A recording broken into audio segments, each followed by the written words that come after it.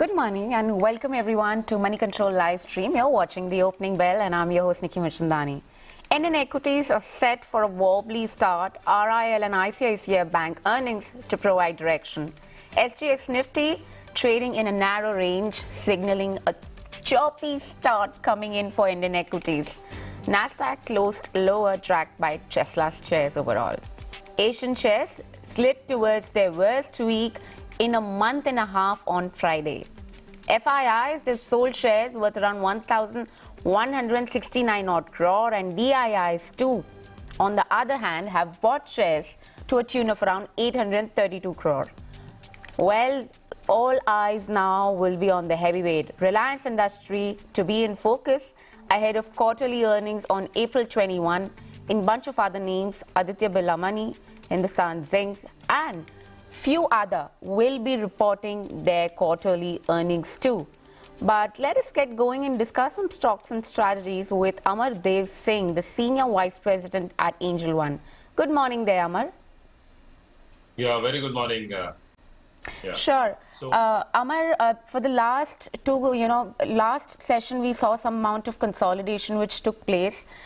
Do you expect traders or the participants to be on the sidelines today and a session to be more of a session of consolidation before RIL and ICICI Bank come out with numbers and provide some sort of direction to the markets? What's the strategy on Nifty and Bank Nifty right now? Yeah, I would say that because during the last discussion we had clearly talked about that Nifty meeting with resistance around 17,750, 17,800. And roughly from those levels, plus minus 50 points, we've seen some correction in Nifty as well as some not that much correction in Bank Nifty. Because the charts of Nifty and Bank Nifty are comparatively different. Nifty is also getting impacted by the IT stocks, whereas that's not the case of Bank Nifty. So Bank Nifty appears to be technically stronger on the charts. Even the short-term momentum is very strong on the charts. And Nifty, I would say, yeah, the heavyweights results, definitely they're going to weigh on the markets, no doubt about it. But it seems that for now, Nifty's got very strong support coming at around 17,300, 17,400 zone. That's a strong support zone, a couple of 100 points below. Upside is going to be the recent high that Nifty has made. That's going to act as a very strong and key resistance. So 17,800, 850, that's going to be a key resistance out there. Short term one needs to, any dip can be used as a buying opportunity. Till the time we don't see Nifty sustaining or cracking below the 17,300.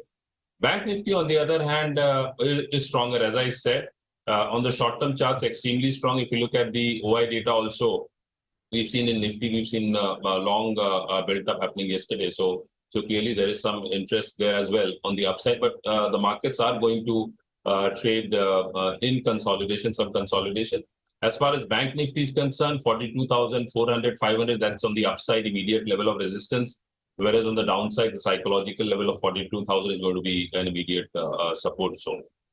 But being on the long side is more appropriate till we see a breakdown below these levels. For Bank Nifty, that level on the downside, crucial level is going to be 41,800 level.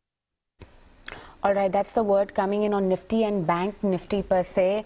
But Amar, would you want to give us 3 profitable ideas for our viewers out there? Not sure if HCL Tech will feature into the list right now because, the numbers at least have been, if in terms of FY24 revenue guidance, it's been higher as compared to the other counterparts. But what do you make out of it right now? See, HCL Tech is clearly, I would say, it's a very good range play. So if we go back in time and see, so somewhere in December, it had made similar lows of around 1,000, and from there it had bounced back to 1150 odd level. So it's more of a range play. And recently also, as recent as I would say 17th April, it made a low of 1,016, and from there it's bounced back to trade around 1,000. So I would say that's a good buying zone for HCL, but one needs to remember that the upside is definitely capped around anywhere between 1,100 and 1,150 because technically, on the long-term charts, it's not very promising as of now, HCL Technologies, so more of a range play, I would say. The stocks which I would like to talk about today is one is Tata Motors. This is one stock, I would say, after some decent consolidation around 440 odd levels, the stock took off and currently it's around 475, 76. Technically, it's very strong on the long-term charts, medium-term, as well as the short-term momentum is strong. So any dip in this stock can be used as a buying opportunity. Ideally, around 460, 465 can be a good buying opportunity in Tata Motors with a stop loss of 447 and an upside target of 497. The second stock to look at is one stock which was really beaten down significantly, Bata. Bata India is one stock. We've seen the stock significant correction in the stock from almost 2100, 2000 levels. Currently, it's around 1460, 1470 odd levels. So it's made a very strong base. But yes, it's more of I would say, a trading play because the long-term charts still, they are weak. So this is more of a bounce back. So the stock has a potential to rally towards the 1500 mark. So that this is one stock one can definitely look at. So any pullback towards 1445, 1450 odd levels can be used as a buying opportunity with a stop loss of 1407 and 1493. And the third stock which I want to talk about is from the pharma space. And if I look at that, so Glenmark Pharma is definitely one stock. The stock has bounced back significantly with a vengeance from around 380 levels, currently around 512. So this is one stock where the trend is very strong, momentum is very strong. So this is one stock one can definitely look at. The upside target, immediate target would be around 450 levels with a stop loss below 497. Right, that's the word coming in. Glenmark Pharma is a stock that we need to keep an eye out, apart from Bata. Also that, Amar spoke about this morning. But let's address the top movers, and in a bunch of stock that we'll be addressing this morning will, of course, include the light of mid-cap and the entire large-cap names, IT names, life insurance company, Oberoi Realty. These will be some names. But let's talk about HCL Technologies. No negatives is a positive. That's clearly the thing that's holding up for HCL Technologies. If you talk about the FY24 revenue guidance, it's better than that of Infosys. Commentary is not as dull as anticipated from the way we saw it for TCS, or for that matter, Infosys. But let me just give out basic numbers first for you, just to understand the flavor of how the earnings have stacked up for this one. Net profitability is down by 2.8% at 3,983 crore. Revenue was almost flattish sequentially. EBIT, a small downtick there. Actually larger than most of the counterparts there. 7.5% downtick in terms of the EBIT performance of the company. Margins have shrunk to 18.2% as compared to 19.6%. And the only solace, if I may so say, there was no negative coming in, and a bit of positive surprise sprung in from the revenue growth guidance, which was to an extent of 6 to 8%. Better than what Infosys guided, right? 4 to 7% is what Infosys suggested. There was a 300 basis points spread out there for Infosys. But Cyient also, in terms of the guidance, of course, in line, but in terms of the dollar revenue growth, that was the one which is little above the expectation. Do remember the fact that we saw Mastek rallying substantially after reporting decent set of numbers, and Cyient, of course, is that mid-cap name that we're looking at, just to see if mid-cap IT companies can do better than what large caps have done so far in the earnings season. But basic numbers first for you for Cyient. Revenue up 8%, EBIT up by 16%, 16.9% sequentially. Margins stand at 14% as compared to 13.2%. Net profitability is up by 4.6%. But again, there is a downgrade report coming in for the IT companies by JP Morgan. Not surprising out there, but if you just talk about on standalone basis, HCL Technology numbers, they've not been disappointing. But yes, it does indicate a pain point coming in from the BFSI sector, from the telecom sector, which was pretty much the thing which was evident even with the two large cap companies. It's gone ahead, JP Morgan, and downgraded Tech Mahindra to underweight from neutral. Target has been slashed to 900 rupees. The stock right now is currently trading around more than 1,000 rupees odd. Downgraded, JP Morgan has also downgraded Emphasis to underweight from neutral. The target has been slashed down to 1550 at this point of time. And overall, JP Morgan suggests that the Q4 results of TCS, Infosys, HCL Tech, all of them highlight the weakness in BFSI and telecom verticals. They see Tech Mahindra and Emphasis getting impacted because of the higher exposure in both of these verticals. They see troubles, that puts in Q4 FY23 and FY24 growth and margins at risk. They've also gone ahead and slashed Tech Mahindra's FY24-25 revenue estimate by 3 and 5% respectively. The margin has also been cut lower. And there is overall, they've also gone ahead and cut emphasis revenue estimate and the margins out there. So these are, expect IT companies are expected to, be in focus right now. But we're going to be addressing in the market opening in just a minute from now. Let's also address in ICICI Prudential Life. And before we get on to a discussion with the editor from CNBC TV18.com, Santosh Nair, we're just going to get him in a bit after we open the markets out for you and address the market opening. We're going to get in deep discussion of what does that mean for IT sector? How are the results stacking up? Is there any stark difference between the mid-cap IT names overall? That's something that we need to have a deep dive conversation about. But other stocks that we've been talking about will be ICICI Prudential also. VNB is up by 36%, but we're going to quickly address the markets first for you before we get on to the broader discussion out there. Nifty 50, we are seeing a positive start coming in for that one. 17,600 mark has been held on to.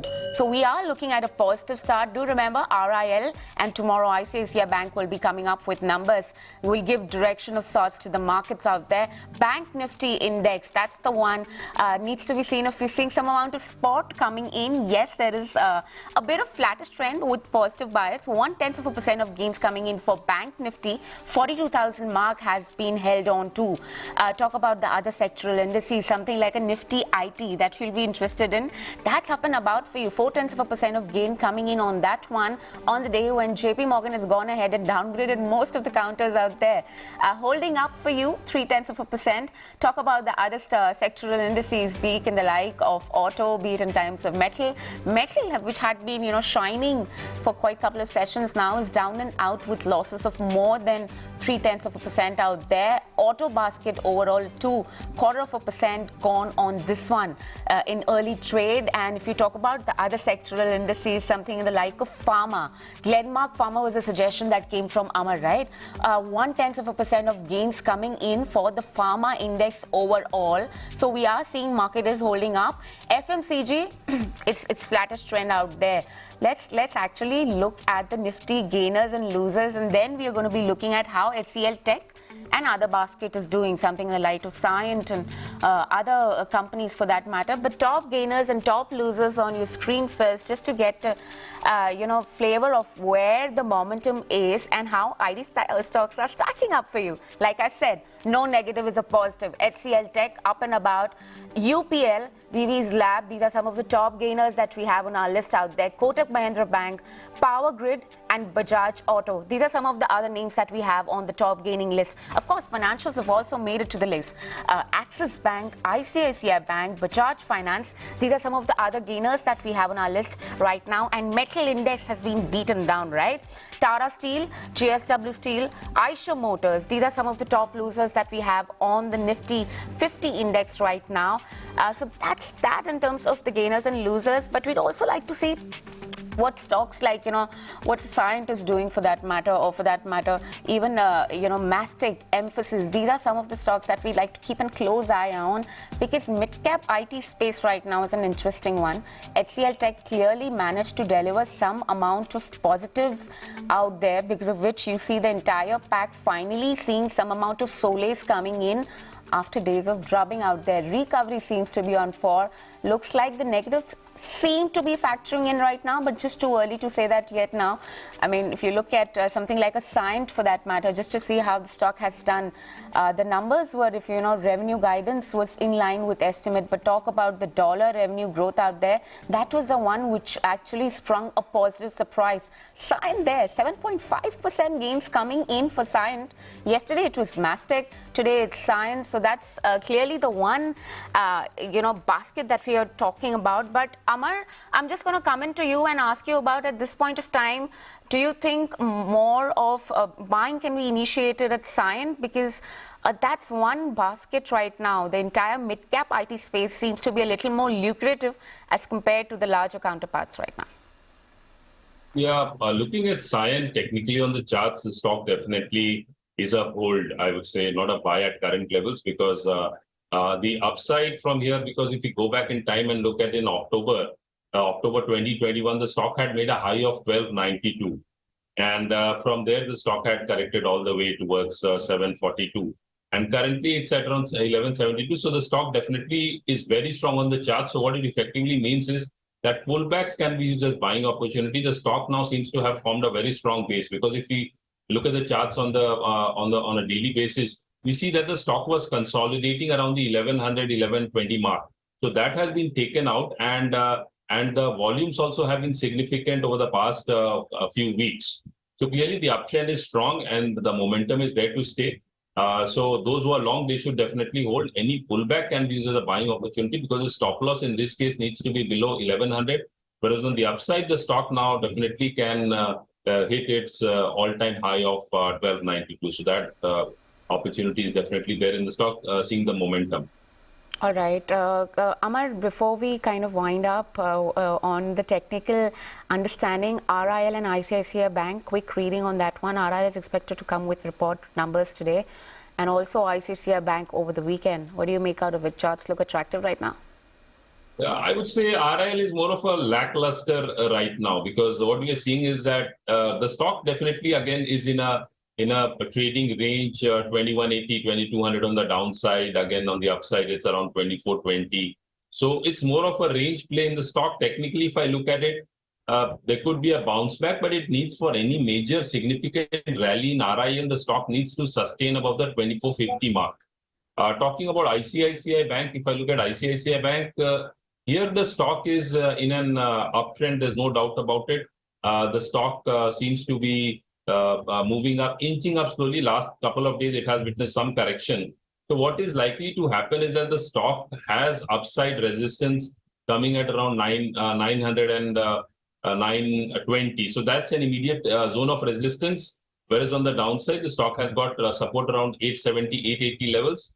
But still, I would say one needs to be slightly cautious here, because the charts are indicating that there could be some consolidation in the stock. Till the time we don't see the stock consistently trading above 920, 925 levels. All right, that's the word coming in for ICICI Bank. Amar, we are going to leave it at that. Thank you so much for taking out the time and speaking to us this morning. Thank you. All right, and now we're going to navigate our discussion with the editor at CNBCTV80.com, Santosh Nair, who's here joining us this morning after HCL Tech has reported somewhat no negative set of numbers. Maybe FY24 revenue guidance is a little bit higher than what the other counterparts reported. What do you make out of this right now?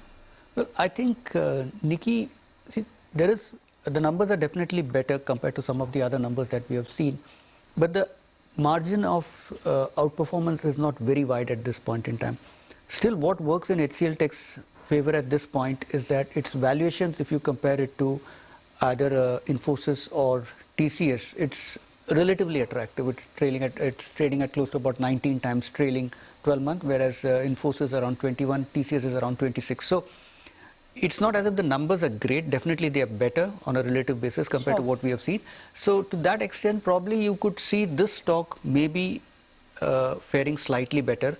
But at the same time, if you look at the analyst commentary, again, the views on HCL Tech have been mixed. Some have said that the numbers, the guidance, etc., are better than that of Infosys. But others have said that there are some weakness in some of its key verticals, such as high-tech, manufacturing, telecom. So all this could be a bit of a drag on earnings going forward. The overall environment for discretionary spending at this point definitely looks a bit challenging. So yes, HCL seems better placed at this point in time, but to what extent will it outperform others, that's to be seen. Yeah, I mean, if you talk about the yesterday performance for HCL Tech, I'm not talking in terms of the valuation, I'm just talking in terms of prospective stock moves. Flattest session out there, even on YTD basis, stock hasn't really done much, so to say. But if we are speaking about valuation, mid-cap valuations, IT companies' valuation are at premium as compared to the larger counterparts. But if you look at the numbers, Mastic delivered a beat out there. Cyient also seems to be up and above in trade. So do you think it's the trend playing out where the mid-cap IT companies seem to be doing well in the quarter, given the niche segment that they're operating in, and yet even as there are signs of slowing down, the word shadow recession hasn't crept in? and we'd see a reversal of sorts playing out for the mid-cap IT space from the next quarter of the financial year? Is it too early of an assessment out there? We've not seen enough mid-cap numbers so far, just a couple, and yes, they have been better. So there is reason to believe that probably the case for mid-cap is not so bad at this point. At least two of them have reported a decent set of numbers. But again, if you look at mid-cap, many of them, they cater to niche segments. Right. Okay. So if those segments are doing well, if there is no cut in discretionary spending there, then probably you could see these companies do well. So it's very hard to take a blanket view on the mid-cap IT space as a whole. Again, you'll have to look at it on a case-by-case basis. So you might see, probably you could see some extremes. You would see either companies beating estimates by a wide margin, or at the same time you could have some really bad news there in terms of you still don't know whether they've seen deferrals of orders and stuff like that. So at this point, I would say one needs to be cautious on the overall IT sector at this point and take an extremely stock-specific view. Yeah, and what really worries me right now, Santosh, is the fact that, you know, consumers are behaving the way they are right now with just the US economy slowing down. If you add a mix of the word probably recession, shadow recession out there, I think it's just going to get more worse for the IT players, right? And since mid-cap players are more in the niche segment, you have more concentrated geographies out there, the hit is going to be harder. Vendor consolidation taking place. So maybe in this quarter, it looks like mid-cap IT companies right now seem to be having an upper hand as compared to the larger counterparts. But from where I see it, if this was supposed to worsen a little more, it's the larger players who are going to be more insulated as compared to the mid-cap space, right? Well, yes and no, because market appears to have fairly priced in a lot of these concerns. If you look at most of the stock in the frontline space, stocks are about anywhere between 25 to 30% of the peaks which they had seen in April last year or Jan. Sure. So they've pretty much been steady around that. So the correction happened. That was a different boom altogether because of the COVID time that, you know, we saw that entire IT space doing it, and of course the correction followed through. Well, see, the stock started correcting even before the earnings began to worsen. So if you look at the commentary in the first, second, third quarter, they were not bad. The companies kept saying that visibility is good. It's only in the fourth quarter that they've started getting a little cautious, but the market already saw that coming. That's and true. To a fair extent, I think they've priced it in. You might still see some very nasty surprises that you always see, there a couple of them at least in every quarterly season. So that is pretty much, I think, very much on the cards. But if you say the tech sector as a whole, if you see, I think a lot of the concerns are already reflecting in the prices. Maybe these stocks could underperform given that market is more cautious on the IT sector than, say, compared to a banking, auto, or even commodities for that matter. So we could see some underperformance, prices not going anywhere. Right. Then again, it will depend on the kind of commentary these companies come out with and the order wins and deferrals, ramp-ups. These are going to be the key things. The commentary thus far has been very, very contrasting, both for Infosys as well as, I mean, one underlying thing is that the demand environment is uncertain. That's a given when it comes to the commentary that all the IT players are coming up with. But Infosys spoke about cancellation, which none of the players have spoken about. Even Mastech, for that matter, they said they saw some postponement coming in by a quarter for most of their order book, but cancellation is not something that they've seen thus far. What do you make out of it? Maybe, I don't know, when you say deferment, it's still, there is no guarantee that those orders may eventually materialize because the situation is still very fluid, it's dynamic. If you look at the home sales in US, finally they are coming off because of high interest rates. So things are getting tough out there. So even when companies say some of the projects have got deferred, it's still not a given that those projects will materialize. So we need to be mindful of that as well. Maybe Infosys, because it's always taken a slightly more cautious stand, maybe it's outright said that probably those things are not going to come at all. And there could have been genuine cancellation. But even with deferments, wherever the companies have said that, I would think that one needs to be a little on the guarded mode. Yes. Sure, the point well taken. You know, I'd like to address ICICI Prudential Review. The numbers out there, they've been decent set of numbers. VNB 14% ahead of the estimate due to much stronger APE growth in the non-linked segment. A more durable positive was stronger pickup in retail protection. VNB margin was lower. Overall, they have trimmed the forecast for VNB, but right now we are looking at decent set of numbers coming in from ICICI Prudential per se. The stock is right now down and out, maybe with loss of around 1.5% out there. But the numbers have been more or less, there is a beat coming in 4Q performance of the company overall. So if you talk about that, and of course, I also want to talk much about the index heavyweights reporting their number. RIL, of course, will be reporting in the number today, and of course, we'll be having ICICI Bank, which will be reporting numbers. What is your expectation from the financial basket right now, and do you think they could be game changer in any sort, at least when it comes to the direction of the markets? Financial still, the positive is, the outlook is much better compared to other sectors. If you look at ICICI Bank also, in particular last 3 or 4 quarters, the numbers have been consistently ahead of what market was expecting. Now, what most banks are facing an issue, and this is not the case just with banks in India, but also banks globally, is that the cost of deposits is going up steadily. Even for instance, HDFC Bank, which reported a decent set of numbers, of course, they are expanding, and because of that, the operating costs expenses have gone up a fair bit. But even there, if you look at the deposit part, the bank has had to really pay for the first time in almost 11 to 12 years, it's paying a deposit rate higher than that of its peers. So there is a scramble for deposits at this point in time, and that to some extent will definitely affect margins. The issue is not so much with credit growth, but it is more in terms of margins. So if there is a bit of the net interest margin, that is, if there's a bit of a squeeze there, then you might see the market getting a little cautious.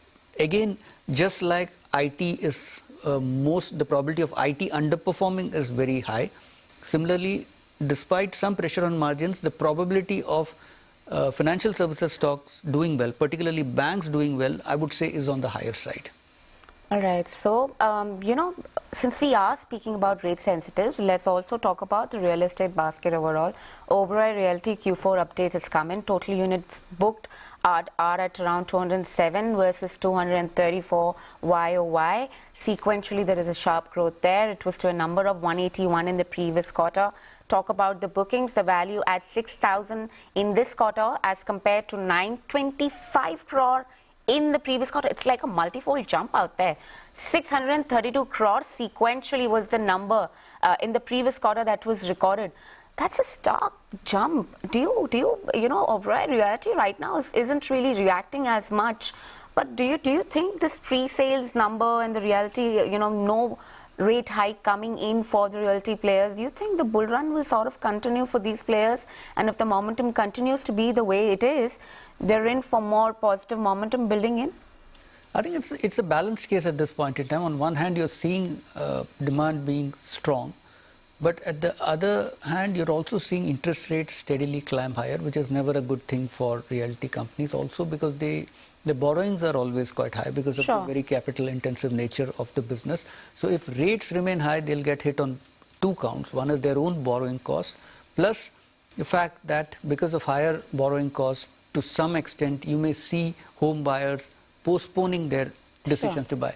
If you look at realty stocks, again, over the last few months, they seem to be consolidating despite reporting very strong numbers. And many of the companies, you've seen that despite the numbers being quite good, the 4th quarter business updates were quite good. Soba Realty is one such example. You're not seeing the market rewarding these companies beyond a point. Even Godrej Properties, for that matter, the Q4 update was good. But market seems to be a little cautious on that, given their high sensitivity to interest rates. So that trend, I think, could persist for a while. Now that interest rates, while the peak, it may have peaked out, that's at least the general view one is speaking to people in the market.